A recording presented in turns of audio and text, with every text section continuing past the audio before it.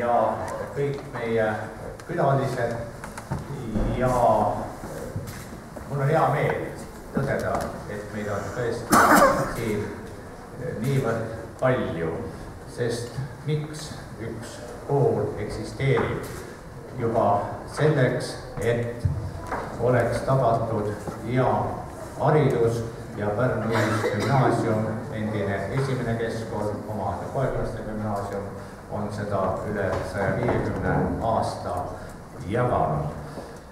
Ja tänase seisu peale üle minnes võin ma öelda, et meie kool ei pea häbenema oma õppetulemusi, nii nagu on öelnud meie austatud linnapea Toomas Kivimägi riigieksamite kohta, et kuigi nendel näitajatel ja pingeridadel võib olla omi puudusi, aga samas on ta praegu vaieldamatu tagasiinfoallikas ja Pärnu Ühisgümnaasium on üle 20 aasta, või nii kaua kui riigieksamid on toimunud, esi 30 pidevalt olnud, esi 30, tänav aasta 26, erakoolid välja jätta veel eespool ja meie täna siin, milleks me koolis oleme?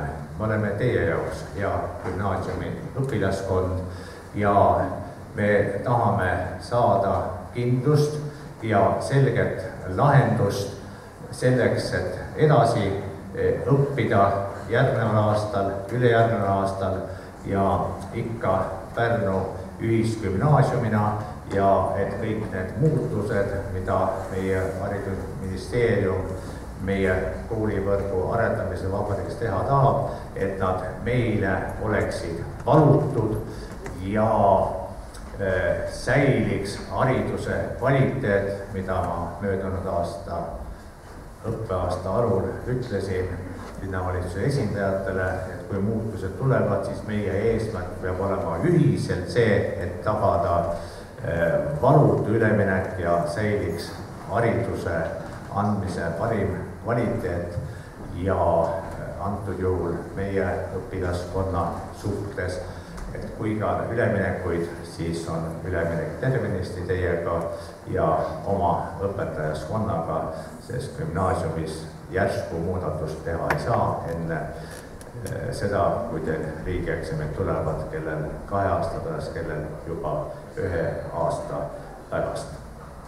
Täna on kutsutud meiega kohtuma meie austatud linnapea Toomas Kivimägi, keda assisteerib proua Jänemets, abilinnapea ja kõigepealt räägivad nemad kahekesi ja ma usun ja loodan, et me saame juba siis väga palju vastuseid ja edasi näeb meie kokkusaamine nii välja, et küsimuste vooru hakkab juhatama meie kooli filosoofia õpetaja metoodik Peedu Sula, kes on meie õpetajate usaldusisik ja tema juhib küsimuste vooru ja mil moel, mis järjekorras, sellest räägib ta kõik ise, kui on meie linna esindajad oma sõnavõttu lõpetanud.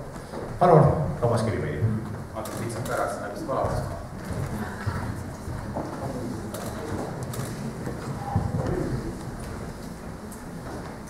No nii, väga lugupeetud koolidirektor ja Pärnu Ühisgümnaasiumi õpetajad, õpilased, vilistlased,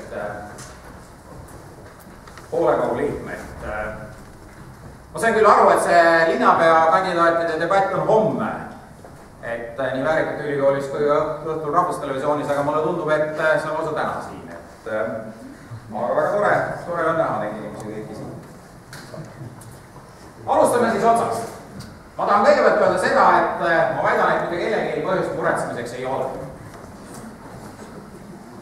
Ja mul on tõsiselt nagu kahju selle üle, et kui nüüd hakata pihta sellest võib-olla kõige viimasest sellest Facebookis üles pandud petitsioonist või allkirjade kogumise kampaaniast, ma olen ise ka nüüd värske Facebooklane ja ma proovisin sinna ühele lehele ka natukene lisada, aga sellele ühele lehele tegelikult ei olnud võimalus oma kommentaari lisada, oli küll teine leht, kuhu sai lisada, aga seda ma avastasin täna hommikul ja ma ei hakanud sinna oma seisukohta lisama. mul on tuliselt kahju, et selle petitsiooni algatajad, kes minu mäletamist mööda on mõlemad Pärnu Ühisgümnaasiumi vilistased ja väga väljapaistvad ja väga tublid õpilased olnud. Mul on siiralt kahju, et selle petitsiooni selline põhialus on valeväide.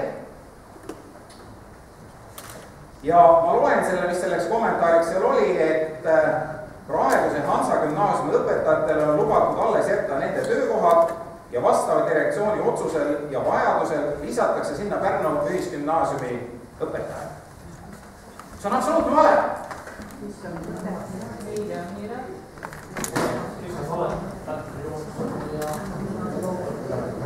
Ma arvan, et küsige siis linnapea käest, küsige abilinnapea käest enne, kui te sellised valeväited nagu üles panete ja kui härra koolijuht siin ütleb, siis Mart, ma saan sulle täna heade sõnade eest, mis sa ütlesid, aga nädal aega tagasi, see oli esmaspäeval või teisipäeval, me saime juhuslikult kokku Janemetsa ukse taga ja sina tulid murega minu juurde, küsisid, mis ja kuidas. Ja mis ma sulle vastasin? Ma vastasin sulle väga üheselt. Kõiki õpetajaid koheldakse võrdselt. Ma ei öelnud ka seda, et nii-öelda Ühisgümnaasiumil on eelis. Ei öelnud ka seda, et Hansa gümnaasiumil on eelis. Nädal aega tagasi ütlesin mulle täpselt need samad sõnad, kõiki õpetajad koheldakse võrdselt. Ja ka koolijuhte koheldakse võrdselt. Et see on selge valeväide, noh.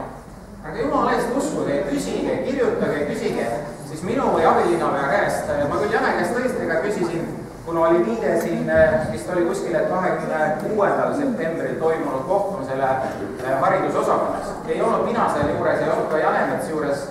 Noh, ma tõesti ei tea, millest ja mismoodi seal juttu oli ja kuidas keegi millestki aru sai. Uskuge mind, ma väidan teile üheselt ja ma olen seda kogu aeg seda mõtet kandnud, et kõiki õpetajad, nii Ühisgümnaasiumi kui Hansa gümnaasiumi õpetajad selle reformi käigus koheldakse võrdselt.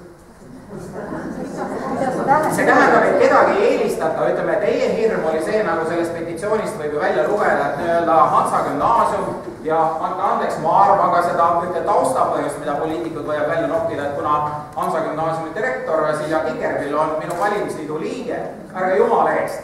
Ma olen selle tõttu, et ma ei ole oma sõpradele, oma tuttavatele teinud seda, mida nad võib-olla 4 aastat tagasi ootasid.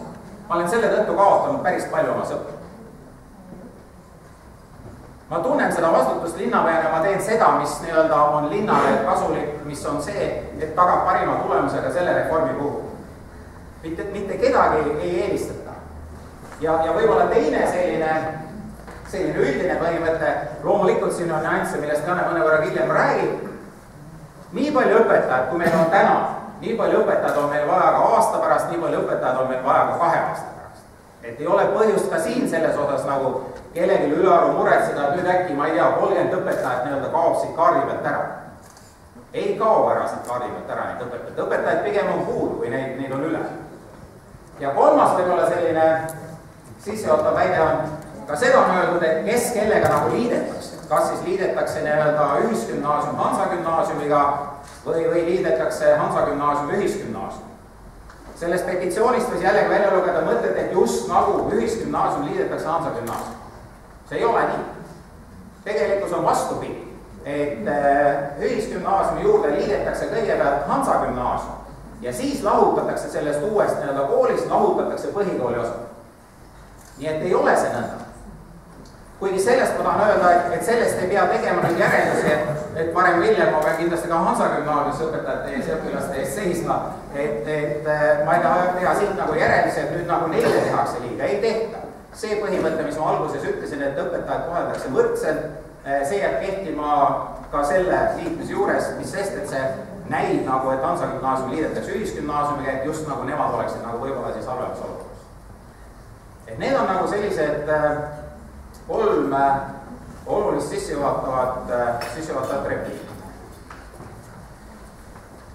Ma arvan, et põhjust on, kuna nii palju rahvast on kokku tulnud, on rääkida ka korra veel laiemalt üle, et miks me seda üldse teeme. Ma arvan, et see küsimus on siiski veel nii mitmegi inimese peas. Selle esimene ja peamine põhjus on riigipoliitika.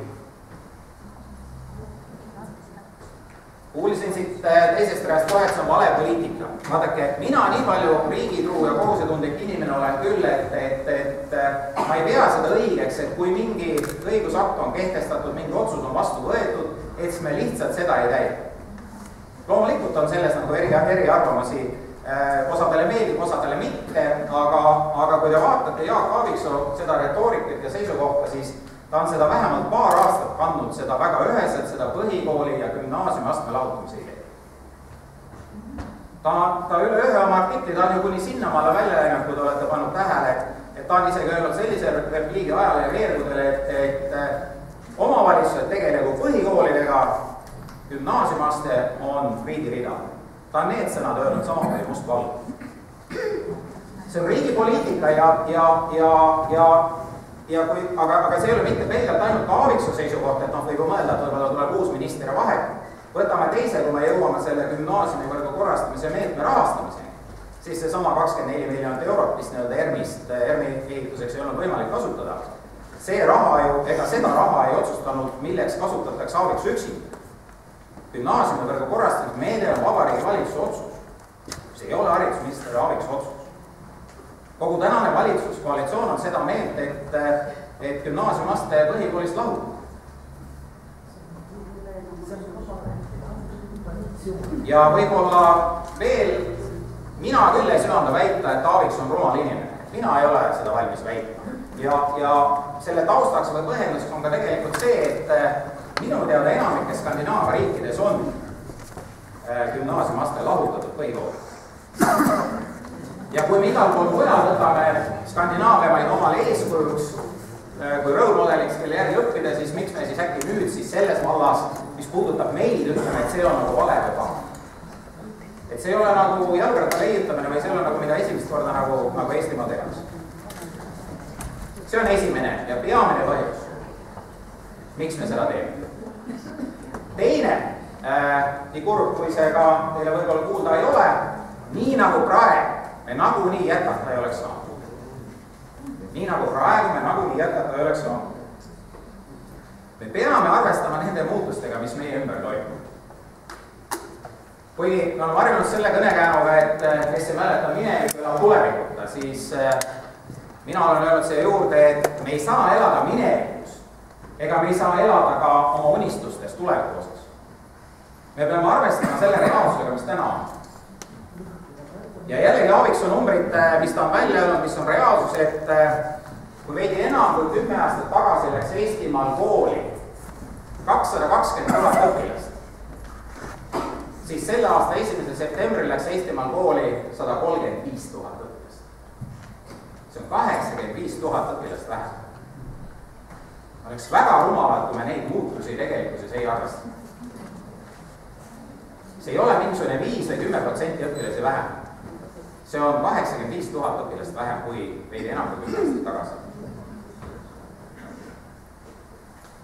Ja ma arvan, et kui me nendele tegelikele muutustele ei reageeri, siis varem või hiljem me oleme silmitsi probleemidega efektiivsuse osas, varem või hiljem me oleme siis silmitsi ka probleemidega hariduse kvaliteedi osas, mis tõepoolest siiralt tunnustan Pärnu koole ja koolijuhte ja õpetajad, kes on väga head tööd teinud.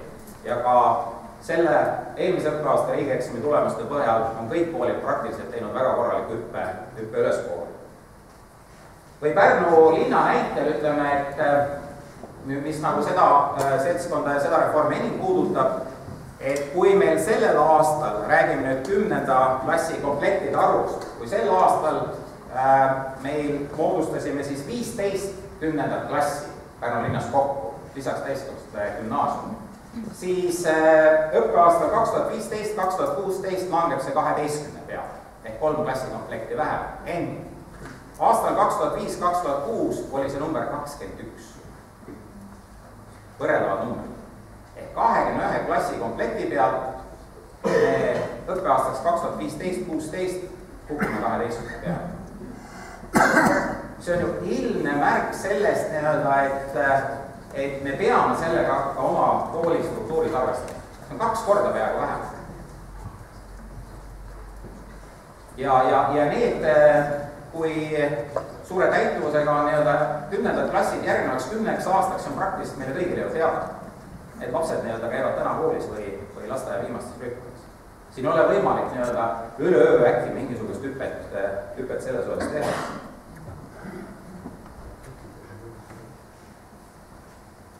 Nii et see oli teine põhjus, et tulenevalt õpilaste arvust me nii ehk naa ei oleks saanud selle koolivõrguga jätkata selle gümnaasiumide arvuga, mis täna on.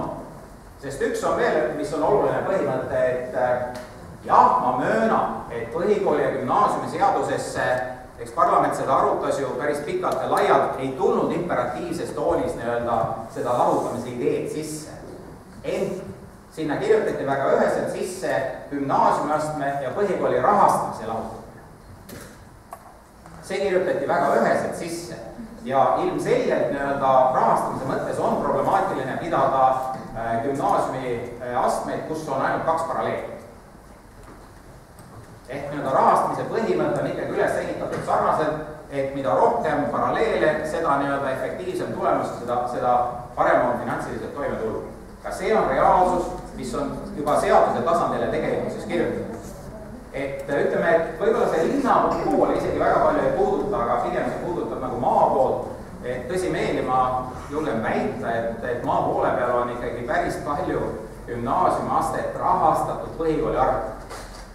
Tahetakse nagu vägisi seda gümnaasiumi pidada, raha loomulikult ei jätku nii palju, et kõikidele õpetajatele gümnaasiumiastes palka maksta, kuna klassikomplekte on vähe, siis rahastatakse seda põhikooli arvelt. Aga ma küsin, kas see on õige? Ma arvan, et see ei ole õige. Nii et selles mõttes on ka see üks põhimõte, millele ei saa, millest see üle ega ümber vaadata. Nüüd konkreetsemalt meie nende kavade juurde, mis puudutas siis tõepoolest seda võimalikku kooli Pärnus. Me esimese hooga olime tegelikult tõesti üsna seda meelt, et pigem teha siis munitsipaalgümnaasium, mitte riigigümnaasium. Aga riigiga korduvate läbirääkimiste põhjal sellel vanasta lõpul tuli haridusministeeriumist kiri, kes ütles, et ei, et miks te seal ikka vaeva näete, miks te peate ise selle oma finantseeringu panema, et pigem teeme riigigümnaasiumi, tehes riigigümnaasiumi, siis sellisel juhul nagu on riik valmis ka selle oma finantseeringu oma eelarvest panema. Ja veel kord vaadates seda üldist retoorikat, üldist hoiakut, mida nii Aaviksoo kui valitsus oli kandnud, siis tõepoolest me leidsime, et miks siis mitte. Et tegelikkuses mina küll ei põlasta nagu riiki, et nüüd riik on kuidagi paha ja munitsipaal on kuidagi hea. Ma arvan, et mõlemad on tublid, et ei ole selle omandi vormi järgi. Ma olen seda palju korda öelnud, ei ole küll põhjust kedagi halvustada või kedagi üle kiita. See, kas üks kool on hea või halb, see sõltub ennekõike kooli juhist, see sõltub ennekõike õpetajatest. Mitte niivõrd omandi vormist. Ja sellisel juhul selles samas meetmes, mis oli see gümnaasiumi võrgu korrastamise meede, siis tegelikkuses ma nüüd on vastata ka selle repliigile, et miks nii suur, miks nii väike riigigümnaasium, siis tegelikult miinimum õpilaste arv Pärnu-Tartu jaoks oli 540 õpilast gümnaasiumi astmes. See oli miinimum. Ja just nii on see sinna sisse ka kirjutatud, nii et tegelikkuses me täna Koidula baasil oleme rakendanud kuskil 6 klassi komplektiga ühes klassi astmes. Ja mure sellepärast, et kas 10-ndatesse jätkub õpilasi ja klassikomplekte või mitte, sellepärast ei ole küll vaja muretseda, jätkub õpilasi nii Koidula gümnaasiumi jaoks, jätkub õpilasi nii Pärnu ühisgümnaasiumi jaoks ja jätkub kindlasti õpilasi ka Pärnu Sütevaka humanitaargümnaasiumi jaoks, mis on erapoolene, kus on siis 2 gümnaasiumi astme klassi ja eraldi seisvana jääb veel täiskasvanute gümnaasium. Ja alles kolmas, mida ma tahan öelda, mida tahetakse tihtipeale nagu esimese põhjusena välja tuua, on tegelikkuses ka raha. Ei ole mitte midagi vaja ka häbeda. Riik selleks, et oma poliitikat teostada, töötas välja vastava meetme ja pani sinna seesama 24 miljonit eurot, mis oli siis algselt mõeldud ERMi rahastamiseks, aga kuna Euroopa Liit ei aktsepteerinud ERMi rahastamist Euroopa Liidu rahadest, siis valitsus otsustas selle suunata siis gümnaasiumiastme võrgu korrastamiseks. Ja seal oli võimalus siis taotleda iga maksimaalselt kuni 6 miljonit eurot võis siis taotleda selle gümnaasiumi korrastamiseks sellel eesmärgil.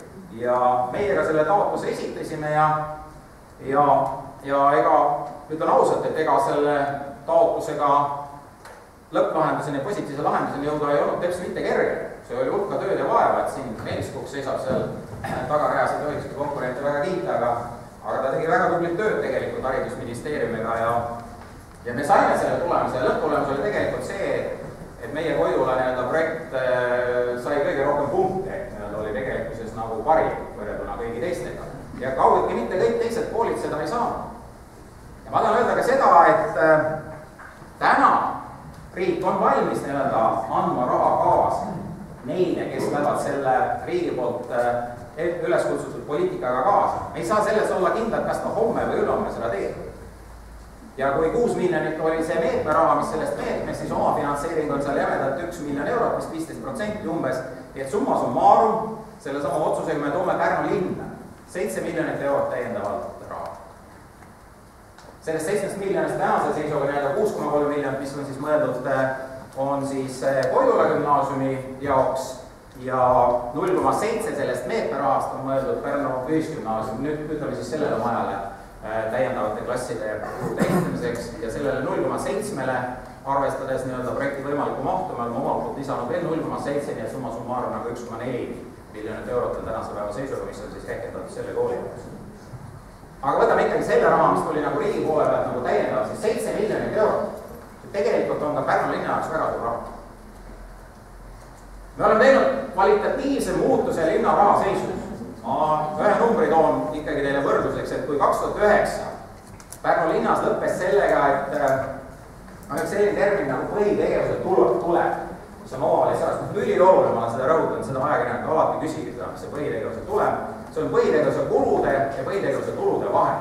2009 oli see miinusmärgiga, -3,9 miljonit eurot oli 2009 Pärnu linna eelarve põhitegevuse tuleb. Mis tähendab seda, et bensiini osteti ja palka maksti pika laenuraha eest. Täielik jagutus. Tänaseks me oleme jõudnud seisu, kus sel aastal põhitegevuse tulem on plussmärgiga 4 miljonit eurot ja kui me vaatame 4 järgnevat aastat, on see suurusjärgus, ütleme keskmine, võtame 3,5 miljonit eurot. Minu arvates on see väga kõva tulemus. Ent kui me võrdleme seda 3,5 miljonit, see on igal aastal ja see 3,5 selle põhitegevuse tulemus on 2 asja võimest teha. Kas investeerida või maksta laenama. Kumma. Kui ei vähenda laenukoormust, võib kõik selle raha suunata investeeringuteks. Aga ikkagi vaadates võrreldes selle 3,5 näiteks, selle 7 miljonit, mis nüüd riigi käest selle meetme raames õnnestus saada, siis see on 2 aasta meie põhitegevuse tulem, 2 aasta investeeringute raha. Loomulikult me tahame ja investeerida kordades rohkem, kui on see põhitegevuse tulem, et 3,5 miljonit eurot. Sest me näeme ikkagi Euroopa Liidu raha kaasamist, me oleme siin oma eelarvestrateegia teinud, et suurusjärgus mingi 7, 8, 9 miljonit eurot me peaksime igal aastal investeerima järgneval 4 aastal, igal aastal. Aga ikkagi see 7 miljonit on täiesti arvestatav raha. Täna riik oli valmis selle kaasa andma. Kas ta homme seda ülehomme annab või mitte, me ei saa sellest täna sugugi kindlalt. Aga ma veel rõhutan, et see on nagu kolmas, et see ei ole esimene ja peamine põhjus. Esimene ja peamine põhjus, kordan veel, on riigi poliitika, väga ühene selge, kes Aaviksoo jutust ei ole aru saanud, no ma ei tea. Teine on õpilaste arvu reaalne muutus, 220 000 pealt veidi rohkem kui 10 aastat tagasi 135 000 peale ja kolmas ei salga ka raha. Ja need on need põhjused, miks me siis selliseid otsuseid tegime. Ja ma ütlen veel kord, mis puudutab ka seda maja teemat, eks Jane teab seda täpsemalt, et nagu ma ütlesin, et ja ka ühisgümnaasiumi nimi jääb, see ei kao mitte kusagil. Ma oma Facebooki lehes kirjutasin küll väike repliigi, panin sinna juurde, mis muide võis ka kunagi tormi tekitada. Meil üks valimisliidu kaaslane, selline väga agar vanahärra, kes juba mõtles uuele koolile uusi nimesid välja. Ja sealt võis ka hirme tekkida, aga seal oma Facebooki kontoris ma kirjutasin, et on olnud idee nimetada see Ole Siima nimeline Pärnu ühisgümnaasium. Ent see on üksnes idee. Kas me seda, ma ütlesin, et see on väärt arutamist minu hinnang, kuivõrd ta sinna majja läheb. Kas see saab nii olema või mitte mingit sundi ei tule siit linnavalitsuse poolele. Kui see sobib, siis sobib, kui ei sobi, jääb täpselt sama nimi, mis täna on Pärnu ühisgümnaasium. Mitte mingit muutust ei tule, nime pärast ei pea muretsema. Ja võib-olla viimane, mida ma tahan öelda, mis puudutab maja, et kus siis nagu see ühisgümnaasium kui selline peaks siis asetsema, et valustik kolleegidel, teie maja lugu on ikka siuke väga pikk ja väga palju erinevad maju on, nii et kellele miski maja nagu armas on, et ma saan aru, et esimeseks oli Kivimaa ja Pika tänava ja Turuplatsi nurga. Ma isegi ei tea, kus see võis olla. 1875 koliti vastu valminud koolimajja, kus praegu asub Kunike tänava põhikool. See oli 1875 koliti sinna. 1861 on kooli alguseks.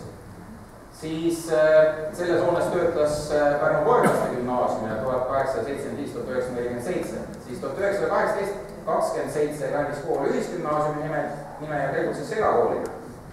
47–52 jagas gümnaasium ühist kooli on teise keskkooliga Nikolai tänaval, kus praegu see Vanalinna põhikool. Kui ma võtan 3 viimast, oli Vanalinna põhikool, siis 52–71 oli siis see koolitänava maja, see, millest meie nagu räägime nüüd, kuhu siis võiks ühisgümnaasium. See oli peaaegu siis 20 aastat. Ja alates 71. aastast on siis ühisgümnaasium nagu selles majas, et siin ei saa nagu öelda, et nüüd üks see või teine või kolmas maja, et iga majaga on mingisugune lugu ja ma arvan, et võib-olla sellel majal, seal Valgel majal on seal natukene isegi pikem lugu, kui ma räägin majast või hoonest või sellisest, et minu arvates ka siin nagu väga sellist konflikti nagu olla ei tohiks ega olema ei peaks. Nii et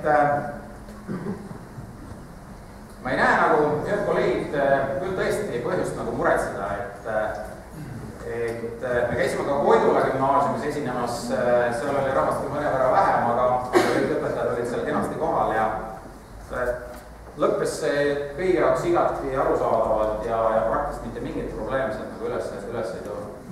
Et elus ei ole miski nagu igavene või et ikkagi tuleb nende muutustega arvestada, mis nagu tegelikus elus on aset leidnud ja sellest mööda vaatamine võib parem hiljem maksab meile nagu tegelikult valusalt kätte. Ja veel, mis ma ütlen veel, mis oli ka haridusministeeriumiga oluline märksõna, kui me läbirääkimisi pidasime, oli need samad sotsiaalsed garantiid.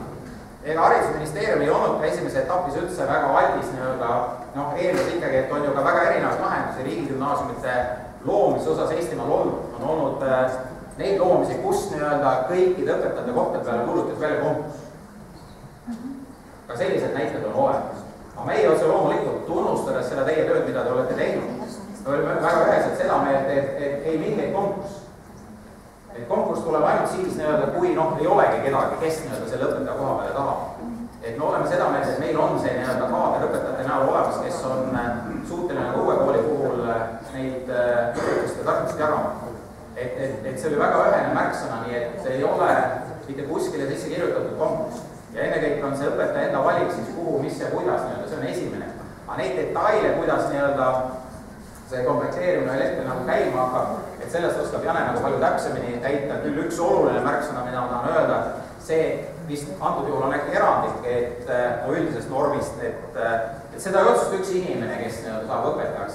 Et me näeme ikkagi, et see on komisjon, kus ütleme, et näiteks on tänased mõlemad koolijuhid, kes seal on, et see ei ole ühe inimese otsus, et milline õpetaja. Muidu võib tõesti tekkida, et hakkab eelistama oma kooli õpetajad, siis teine hakkab enda omast eelistama.